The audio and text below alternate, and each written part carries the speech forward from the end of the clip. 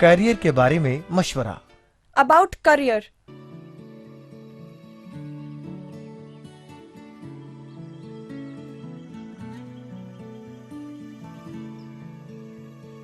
Good morning, sir.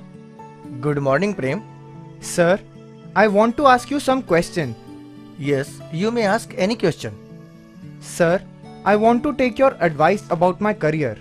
Prem, what are you doing these days? Sir, I have prepared in the 12th class examination this year. And now is your expectation about your result? Sir, my result is expected next month. Prem, how have you done your papers? Sir, I expect to get about 80% marks. Very good.